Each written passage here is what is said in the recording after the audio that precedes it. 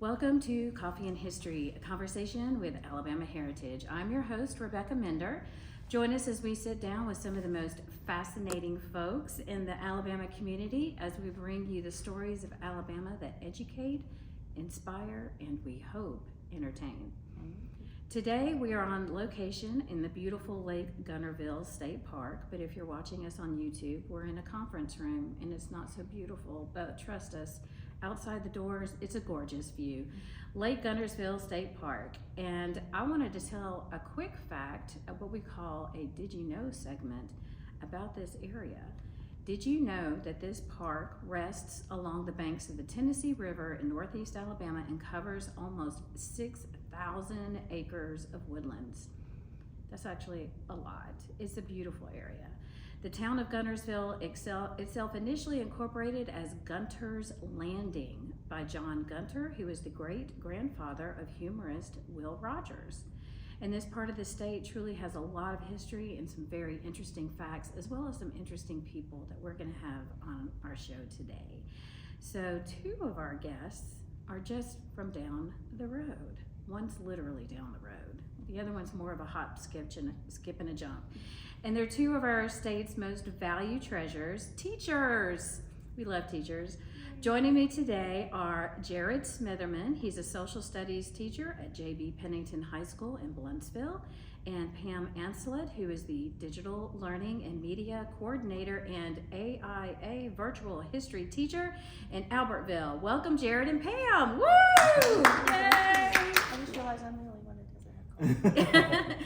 We're so glad to have both of you here. Thanks So for having us. we appreciate you hopping on, and I'm going to toss out a few questions, and then you guys can. It's not going to be a pop quiz, you know. You're not going to be tested, but I'm just going to throw out a few things to kind of get our guests to know both of you, and then we'll have some more general questions. But we'll try to do a couple for each of you, and then you can both chime in questions, if that makes sense. So anyway, I'm not going to ask you to phone a friend. You're not going to have to do any of that kind of stuff. It shouldn't be hard, so don't be scared. I love it when we put teachers to the test, though. All right, so first of all, let's just start with the easy part and tell our teachers, or tell our listeners, what you've been teaching and how long you've been in the industry. And should we have ladies go first? Because Pam, you actually just changed jobs. So tell us what you've taught in the past and what you're doing now. Okay, I started out my first year teaching with 8th grade history, God love ancient you. history. Yeah. Then I moved to 7th grade civics and geography and taught that to advanced students, and that was a lot of fun. And now I am over all the digital products, digital textbooks and apps and things that we use at the school. So, and training the teachers to use those things. Okay. And implement them in the classroom. So, a lot of fun. So you started with the classroom, and now you're teaching the teachers what to use in the classroom. A little bit. That's helping kind of them nice. troubleshoot, so. Oh, that's nice. Gosh, so that would be something that she would be doing for you, Jarrod. So what exactly do you do in the classroom? Well, I teach. What do you teach? I teach 11th grade U.S. history and 12th grade government and 12th grade economics. And this is my 20th year. Wow. Wow. 20 years. And how long have you been teaching, Pam? I've been in the education field for 7 years. This is my 7th year. She's just a baby. She Mhm. just started. She just got out of college, obviously. I'm still in college. See, there you go. She's a youngin'. So what got you both to this point? What made you decide that teaching is what I really want to do? We'll start with you, Jarrod. Well, I didn't intend, when I started college, I didn't intend on being a teacher. Both my parents were teachers, and so it was always kind of, in the background. But I started off, I went to UNA, I wanted to be entertainment industry management, and then I changed to Well, wait a minute. What is that? Industry? entertainment industry management. What We've does got, that mean? Recording studio.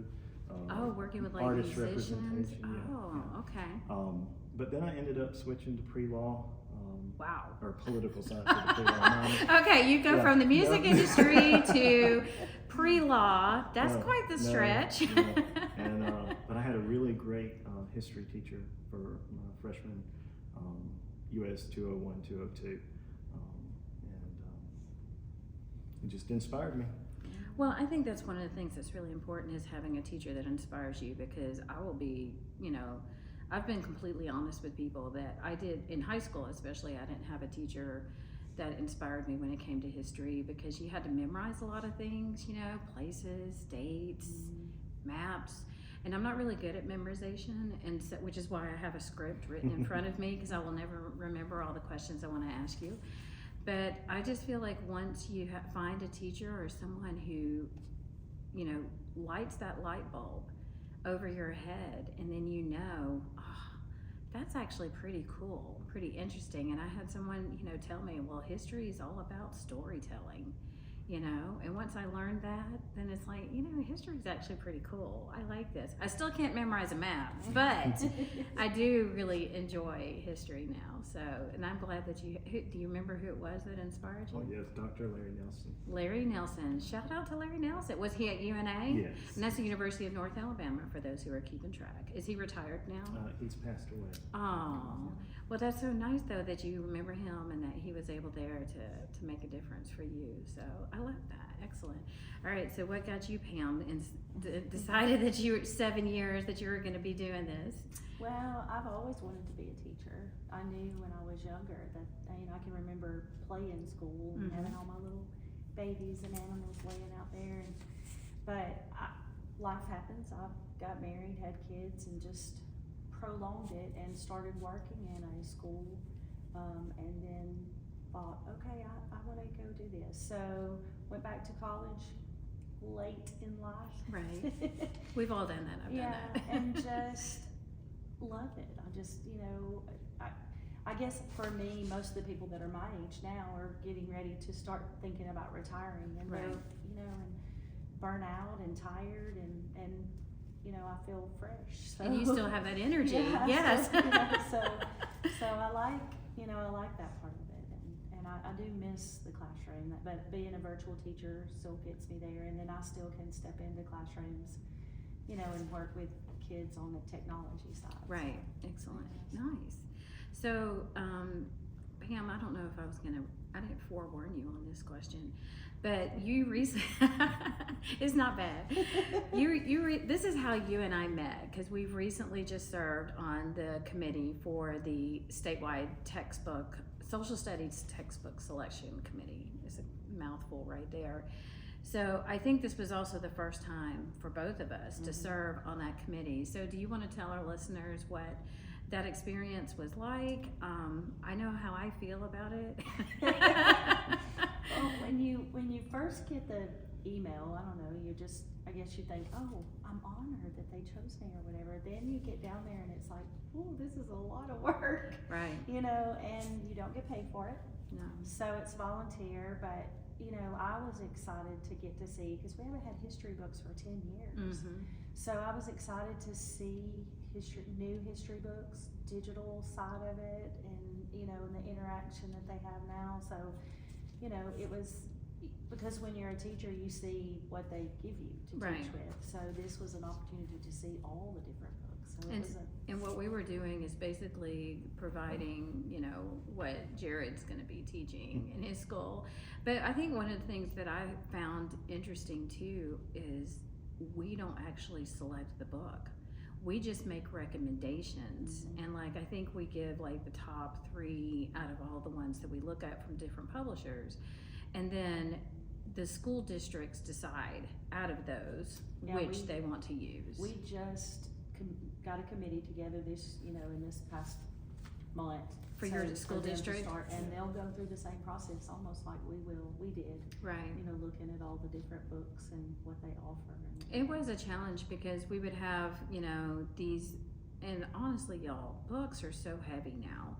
They're ginormous for the teachers as well as for the students. They weigh so much. But then a lot of them have, a digital component to it.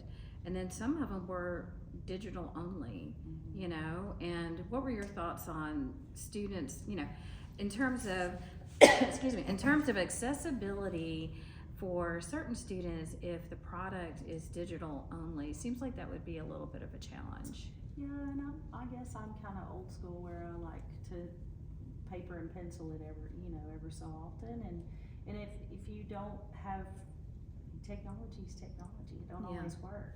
Yeah, that's So true. I like digital side. Mhm. I like what the digital side offers, but I also want a book. Yeah. 'Cause, I like to write in my book. Make notes. Digital would be very ineffective, I guess, in our district, because like literally at my school, we don't have enough Chromebooks to issue to every single kid.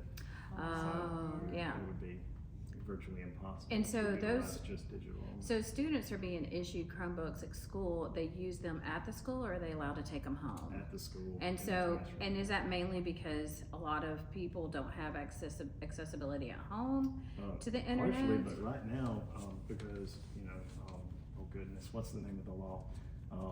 Like the Child Internet Safety Act, I can't remember The Focus Act. Yeah, no, the Okay. one before the federal law. Anyways, Chromebooks or computers after so many years, if they Mhm. have student access to them, then basically you can't have one that's over so many years old. And we lost a lot of our Chromebooks that we did have, and they're more expensive than they were a Oh, few yeah. years ago, so we I haven't been gotcha. able to fully replace them yet. But Okay. So Chromebooks are used a lot in the Yes. classroom then? Yes. Because I was gonna ask, what types of technology that you guys use. And so, just as just so everybody, our listeners know, I did teach middle school. I taught, I was an 8th grade homeroom teacher, and I taught English language arts. But I worked really closely with our social studies teacher, because whatever she was teaching in, social studies, I wanted to have some type of book or something that, that interdisciplinary type program where they could read a book that, The Summer of My German Soldier, for example. I couldn't tell you how many times we read that. And so, having that, we didn't have a whole lot of technology available to us when I was teaching. And so I was wondering what types of tools you use. So is this commonplace? Because I don't know. My kids are grown, so I don't know what's commonplace for. it's more common for schools to have a situation where every kid can have a Chromebook. In We're every period, one-on-one, but yeah. where we, one-to-one, where our students have an issued Chromebook where they go home, but, then you have to think about internet, do they have internet at home? Right. Things like that, but, it's different, it's just, per school, like we're a Title I school, Mm-hmm. so we have grant money that helps to pay for things like that, but, you still have to help those kids with, once they get home, Yeah. and taking care of them. Right.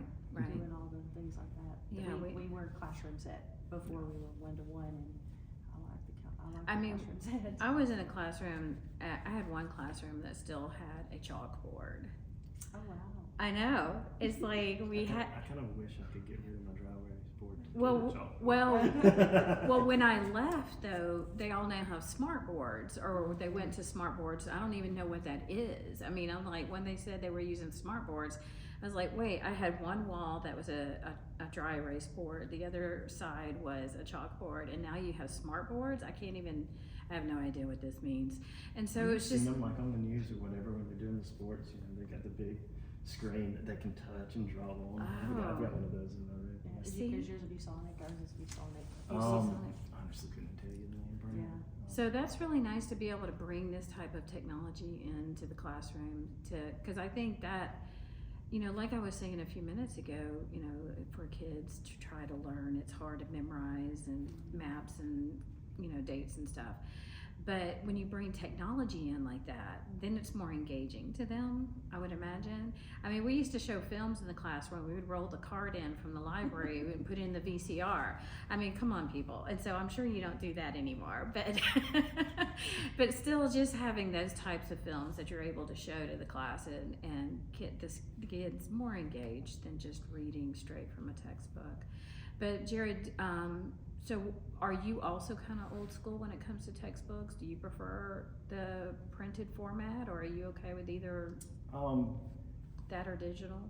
Yeah, I can use the textbook more as a reference for the kids. Mm-hmm. So it's not like I'm just directly like teaching from the textbook every Yeah. day or whatever.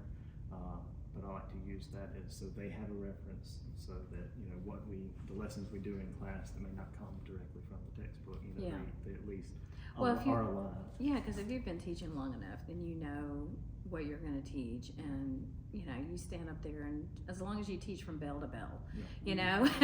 the bell that when that they walk confuses in the and the bell kids. when they leave. Confuses the kids when you're like, okay, so we're going to do this unit, and we're only going to cover this part of this chapter in your book, and Yeah. we're gonna reach back and grab another part of another chapter. Right. What? Well, I don't know of a history teacher really that actually uses the book. Yeah. I mean, Yeah. most of, like, all of my stuff that I've ever taught, I just came up with myself, Yeah. went by the standards and used, like you, the textbook as a reference. Mhm. Yeah. But of course, our textbooks were outdated, so, it's just better. But and one of the reasons why Pam and I were on this textbook selection committee is because the state finally did change the standards. yeah. And so I think that's important for people to know that we have new standards for teaching history in school. And I think everybody knows that it was like just fourth grade. And so now everything's a little bit more, everything's moved around. Mhm. I mean, you really need to look at the flow chart to see how it's been divided up, and it's not just, this sole area. So, It's not going to affect my grade levels very much. Yeah. Just, shift the beginning point from my 11th grade, 12th grade remains fairly the same. But boy, those middle school. 7th grade is Yes, completely, completely. it's all now ancient history, and I'm sad about that because I love civics and I Mhm. love teaching about civics, but it's now just bits and pieces into all the grades, I think now. So more. they're incorporating the civics and the geography into. All. yeah. Yeah, so it's gonna be completely different, which changes your lesson plans. Yeah. So like we said, as a teacher, you get used to your material, and you could just stand there without anything and teach it, and have similar tests and quizzes and that kind of thing, vocabulary you want to teach them. But then this is all new to the teachers, so you have to have your own learning curve when you're changing your subject matter altogether like that. You have to study yourself.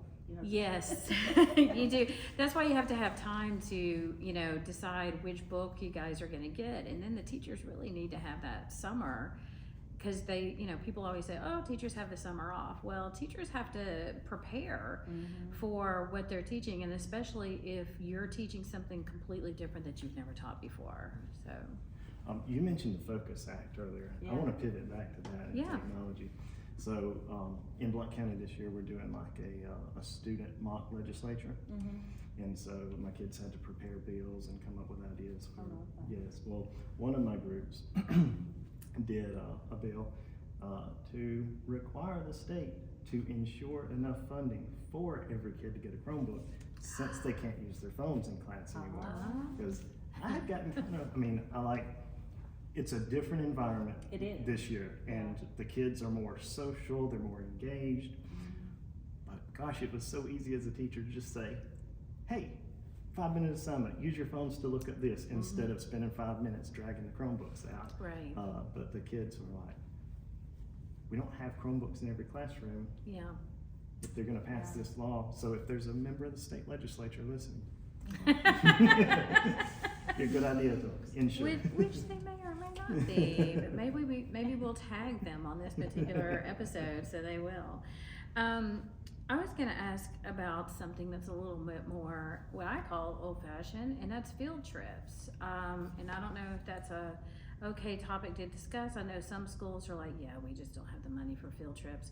But I know that we always had certain, in terms of having technology in the classroom and having the textbook, that's great. But I feel like also the hands-on, learning experience. Do y'all have that opportunity to go on field trips? And what are some of the best ones that you're able to provide for the kids? Well, of course, with the seniors, we usually, carry them to do a college visit. Last year, we carried them to University of Alabama. It's real tight. Earlier this month, we carried them to UNA. Nice. But last year, with our 11th grade, we were able to get a grant, and we took all of the 11th grade to Anniston, to the Anniston Museum. So we got the Museum of Natural History and the Berman Museum, which is Nice. great. Good. And so did they enjoy that? Were they well behaved kids? Oh, yes. We've got some of the best kids in the state. Oh, of course you do. You better say that, because they're going to be listening to this podcast too, and they're like, "Where's our shout out?" It's kind of like when you're on the Wheel of Fortune, and it's like, "Yeah, and I teach at JP Pennington School. Shout out, go Warriors!" Or what are you? Tigers. Go Tigers. Yeah, that's at LSU Tigers. Yeah, my husband likes that. So do you guys, well, you don't now because you're working in a different position, but were you able to take your kids? Because you're a younger age group. Yeah, we did a local, we went to our own local Albertville museum and took Yeah. the kids there once, but field trips are not something that, that for the middle school that we do a whole lot of. We do the college visits in the upper grades, but virtual field trips are now a thing. I do. Oh, how does that work? They watch I did a virtual field trip of the White House. Oh, And and they got to go through the White House and see it and everything, and actually saw more than they would have if we. Now I take groups to Washington D.C. Right. and New York. I've taken 2 groups. The first year after COVID, 2 years after COVID, we took a group to Washington D.C. and New York, and took 60 students. Yeah, 60 students. I took 30. I think it was 30 the last time we went, but. When they go to the White House, you have to go through security clearance. You have to wait in line for an hour. Then when you go in, you go to the red room, the green room, then you go out. yeah, And when I was in school, in middle school, we saw the Oval Office. yeah. And now you don't do that. So they actually saw more in the virtual field trip. Well, you're not gonna see the East Wing now. Nope, it's gone. It's gone. Yeah, it's gone. Well, that's a great idea because then, if you have a virtual tour, it can give you more of the behind the scenes. That is great. I know that our students at our school, every 10th grade class went to Washington, D.C. And it was always a bus, ride up from Tuscaloosa, Alabama to Washington, D.C. We'd leave at night, get there the next morning. And so I was one of those parents who volunteered to go with my son's class. And I didn't realize that other parents flew in and met us there. It's like, wait a minute, why was I one of the suckers who actually rode the bus? It was very enlightening. You learn more about the kids on a bus. But we hit almost every museum that we were there. I mean, as much as we could. And there's a tour group that our school works with every year. And so it's done really well. We do it like the week before spring break. So they're there for a week.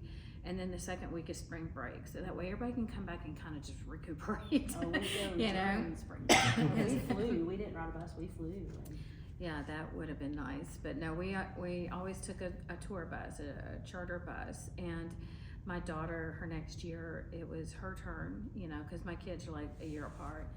And she asked if I was going to go, and I was like, oh, heck no. I was like, I've already done my tour of duty of that. It was fun. It was interesting. I learned a lot. But no, ma'am. yeah, You but could have taken the Amtrak. yeah. Well, that would have taken longer. Yeah, but it does. it's like 24 hours. I went to Louisiana one time, New Orleans, it was like 10 hours. I was like, Right. no. Well, Amtrak doesn't own the tracks, so that's a whole nother conversation there. But Washington D.C. is a great Excuse place, me. even for parents to take their kids, because everything there is free. All the Yeah. museums, the zoo, everything, There's so much to see and learn, but we did actually have to give students and I don't know if you guys do this on any of your field trips, but sometimes you have to give them things to look for, so that way they don't just kind of barrel through the museum.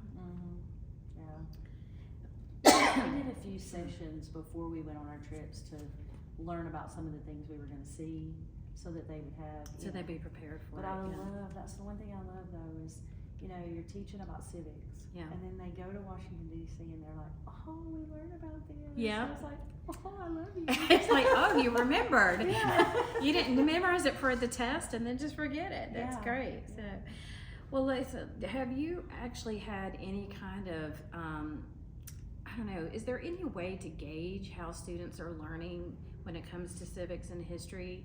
Do you feel like they're more engaged now, or has it changed any? Because sometimes I feel like even when it comes to college students, they seem to be more interested in, especially government and civics and that kind of thing. But do you feel like it's different, or is it about the same? I feel like it's a little different. I feel like nowadays social media kind of drives the questions that I get in Yeah. class. I got you. But I think with civics and U.S. government both, I think that there is so much that they can see on the news and Yeah. everywhere else that's actually putting that into action, so they can actually, when they talk about the government shutdown and things like that, and you're teaching about it, then those are great things where, you know, it's one of those subjects where they say, when are we ever gonna use this? Well, Right. you know, you use civics and, you know, government every day. Every day. Every day, Mhm. but, you know, so. Algebra, maybe so not, you know, That's but. why I did history. Not math at all.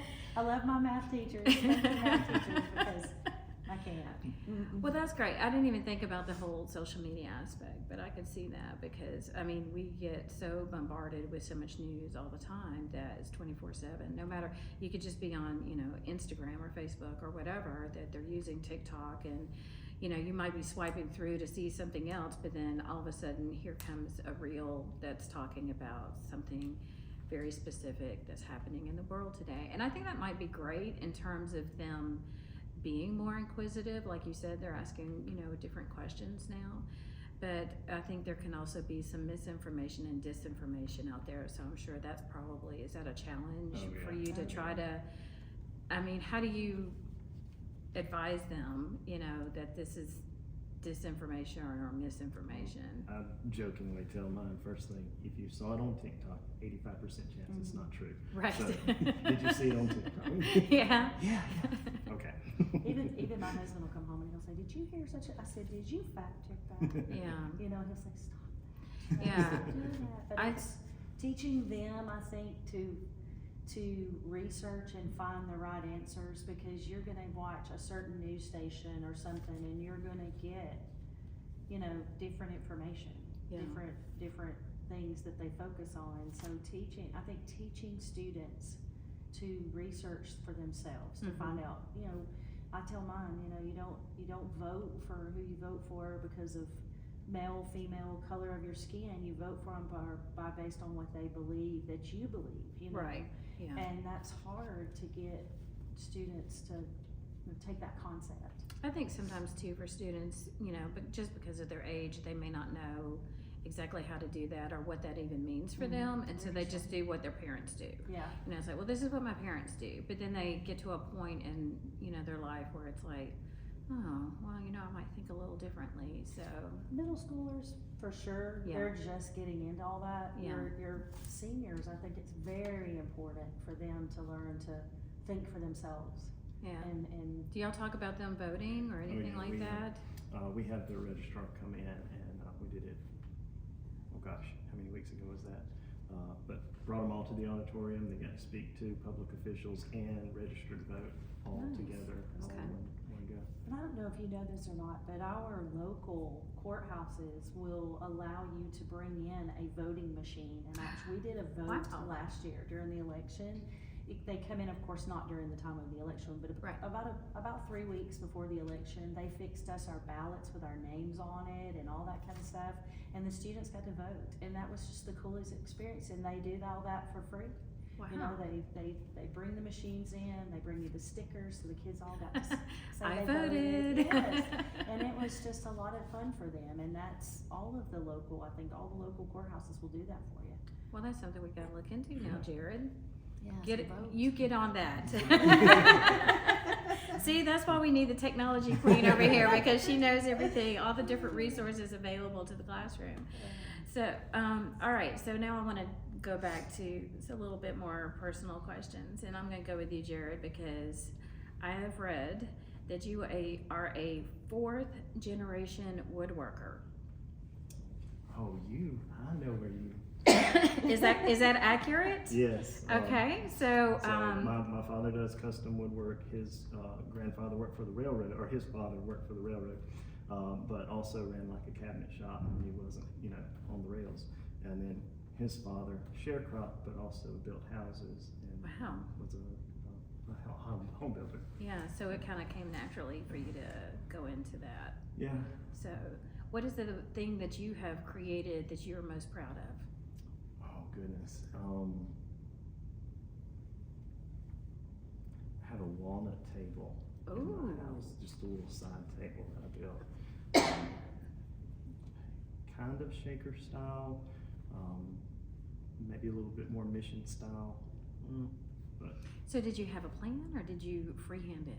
no, you sketch it out. Sketched it out. Look at you. Do you sell your furniture? Anything like I don't that you really make much furniture. Yeah. I've got a tiny little shop, so most of what I do is wood turning, so Yeah. on a lathe. Nice. And so I do sell a good bit of that. Excellent. Well, that's very cool. So do you sell that like at farmers markets and things like I that? used to do craft shows and sell a lot there, but for the last couple of years, I've got an agreement with a man who owns a couple of retail stores, Mhm. and he buys wholesale. Very I cool. don't have to drag my stuff around, Yeah. worry about whether it's going to rain. Right, I guess that would be kind of terrible to set up at an outdoor festival and your product is wood. Yes, yes. And there's one show, and I don't know, it's just a cursed show, I guess. I won't say the name of it. But there's one show that I used to do. It was the most expensive booth rent I had, and like probably 5 of the 7 years that I did that show, it rained out on Sunday. Oh, gosh. Yeah. That's tough. I'm sorry about that. Well, very nice, very creative. I like to hear when teachers have a creative side to them like that. Very cool. We won't talk about your singing because I know you also play guitar and you sing. So, because you won't sing for us, I've been told in advance that he won't do it. So maybe next time. But Pam, for you, you're an international exchange coordinator and you've hosted many exchange students. So first of all, what got you involved in that? And then secondly, how many have you had? How many have you hosted? I have hosted 23 students. I have my current student Right? is number 23. Yeah. Our eyes have just gotten really big. And we've had students from Spain, Korea, South Korea, Thailand, Wow. Italy, Germany. My exchange student now is from Germany. We really like him. He's 6'7", which is the worst. Wow. 6'7". Gosh. But he is really tall and love it because he can get anything out of my cabinets that I need him to. But I started doing the exchange for, I've lost several, when my husband and I were trying to have babies, we lost several. And Sorry. so I wanted to do something, but I knew fostering is a great program, but it's sometimes so heartbreaking. It is. And, Fostering a child is, you're definitely an angel to do it, but it Yeah. can be a very big challenge. Yeah, so I had a friend of mine that she was actually hosting, and she said, you should do hosting. She said, they come from good families, they're good kids, you get to bring culture into your, and I love to travel. And so sometimes people can't afford to travel, so they Mhm. bring a student in from another country, and it's like you get to share all their holidays and all That's their different cool. things. So, Yeah, so you're learning from each other. yeah. So Yeah. now I am an IC, so I find homes for them families for them to Right. stay with, and they stay for a school year. Mhm. And then I just kind of help monitor the families and the students to make sure they're getting along well. And Now, doing what they're what supposed to. age group is usually the exchange student? 15 is the youngest. They Okay. come high school, Right. usually 10th grade and Okay. up, and their visas for 1 school year. Right. So they come here to better their English. And Wow. and I I re- had just last week I had 2 of my exchange students, one from Switzerland and one from Norway, that came to visit. So, and that's always cool. And my Switzerland boy, Manny, he brought his parents, and his brother is actually dating my best friend's daughter who lives in Wow. Alabama. Nice. Yeah. So they're just making it home. Yeah, they Their just go second back and forth home. to Switzerland and here, so we That's love it. cool. Well, I remember having exchange students in high school, and we always try to keep track with them. Mhm. Thank goodness for social media, because now we're able Oh, to yeah, do it's that. amazing. But that's really, gosh, 23 students, Yeah. Jarrod. Yeah, I love it. Man, and I thought you were wonderful because you could turn wood, but this girl over here, man. All right, kids, this has been really fun. And I have yeah, something, because I don't think you intended this. okay, You're at Albertville. Mhm. yeah, I'm at Pennington. yeah. How familiar are you with Albertville's history, the school history? Oh, The agricultural Yes, school so is y'all were agricultural 7th school. district Yeah. agricultural. We were 9th district Oh, agricultural. okay. oh, tell me about Yeah. that. So like in the 1890s, the state legislature authorized the creation of state-funded, state-run high schools, Right. one for each congressional district. Communities had to raise the funds to build the building and apply for it, but Mhm. I think were y'all the first, or was Abbeville the first? I'm not familiar with when what number we were, but Yeah. yeah, I did But, think we were. So the state funded this school. It worked in conjunction with extension service, so they had like a demonstration farm and a research farm. It was a pretty classical education. I've got some of the like programs and courses of study That from is the so 19 teens. Yeah. So they were like reading the classical education, but also doing research, and I'm trying to figure out the best ratio of fertilizer for peas or cotton. Or whatever. Wow. So they had their demonstration and their farm work, but they also had their classical education component too. That is very cool. I did not know that. Excellent. Well, thanks for sharing that. And I didn't know if you did that on purpose. No, I didn't. I just did. I invited you guys because I know you and I actually like you. I mean, just funny how it all worked out. It's like y'all just happen to be down the road for where I'm going to be, spending the night. So, like, hey, why don't you come sit on my podcast? All right, ladies and gentlemen. So this is where I want to move to our last segment of our podcast, and this is what you call Before You Go. And these could be just little rapid fire questions. So I'm going to ask one question, but you're both going to answer. So, we can just go we'll start with Pam. Pam, go first, then you can go. Okay. Pam, do you prefer texting or a phone call? Texting. Jarrod? Don't call me. Totally depends on the situation. No, that's not an yes, answer. You have to yes. pick one. If it's going to be a deep conversation, I don't want to be sitting there texting for an hour. It can be 20 minutes. Okay, I'll let you have that. But for convenience, text. Yes, I'm texting too. For so. personal connection. What's your favorite day of the week? Friday, I guess, maybe. Friday. Ooh. Jarrod? Depends on the week. So you guys are actually picking school days. I mean, I figured you would pick a weekend. So you actually like being at work. That's kind of nice to know. Okay. So Pam, especially since you are doing all of these, exchange students, would you rather be able to speak every language in the world, or would you rather be able to talk to animals? I think I would rather be able to speak every language in the world. Okay. Jarrod? I think I would concur. Oh, no, I'd rather talk to animals. Well, I mean, I talk to my animals and they don't talk back. Well, that is true. They don't talk back. So, but I don't know. Sometimes you want to know what they're thinking. Pam, how many cups of coffee do you drink per day? None. Good I am girl. Very, very, what do you call it? High energy anyway. So you don't need it. Yeah. No, How about you, Jarrod? It's okay. Be honest. An entire pot of coffee by myself every day before 11. Wow. Every day before 11. Okay. Do you keep drinking coffee throughout the day, or? Yeah. So you're complete opposites. I love See, it. now my coffee, I do drink coffee on occasion, but it's like when I can, on a Saturday morning or a Sunday morning, when I can sit outside on the porch and just enjoy it. Yeah. But just to be drinking it. Not for But I sustenance and love for to smell it though. I love the smell of coffee too now. Hence the name of our podcast, Coffee and History. Beach, mountains, or city? Beach. Mountains. I'm a city girl. So we're all different. Would you rather travel to the past or the future? Lots of things in my past I don't want to go back to. So future for me. I mean, it could be any past. It could be like the 1700s. It could be, I think I'd have to say the past, because I mean, the future will be what we make it, but how do we know that the past? Yes, I don't know that I want to know what's going to happen in the future. I love that you guys have different answers. Have you ever gone viral? Not to my knowledge. You will after this podcast. So, last question. What is your best childhood memory? This is kind of a hard question. That is a hard. You go first. All right, Jarrod. When you say childhood, are you including my high school? It can be. I mean, I think we're old enough now that childhood could include high school. Playing the FFA string band, it wasn't really a competition. We competed at the state level, but getting to do the National FFA Talent Program at the National Convention.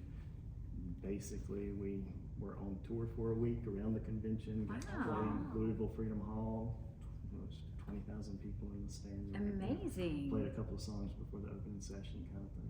But, Wow, look at you. So you are very musically inclined. Wow, multi-talented guy. That's an excellent memory. I love that. All right, Pam. Okay, so for me, my parents and I, we would always go, and several people from our church would take campers and go to the beach to Destin, Florida for 2 weeks every summer. Nice. And we met some guys there that were from Trenton, Georgia, I think it was, or somewhere, anyway. But it was so neat because when our band went to the World's Fair, when it was in Tennessee, their band went to the World's Fair. That was in Tennessee, so we got to, we knew somebody, you know. And so from you were there. actually there. Yeah, that is so so we were cool. there together, so that Oh, was see, pretty look cool. at y'all both with musical backgrounds. I love that. Well, you know, I really want to thank both of you for being here. That's very sweet of you to be guinea pigs for this podcast. So you're our That first, was awesome. your first school teachers that we've had, and we appreciate that. So, viewers and listeners, we want to thank our guests, Jarrod Smitherman and Pam Ancelet, for being our guests on Coffee and History, a conversation with Alabama Heritage. You can find our podcast wherever you listen and also watch us on our YouTube channel. Don't forget that if you want to subscribe to our quarterly history magazine, just log on to alabamaheritage.com, and it makes a great gift. Until next time, thanks for listening, but first, I think I need some more coffee. Bye, everybody.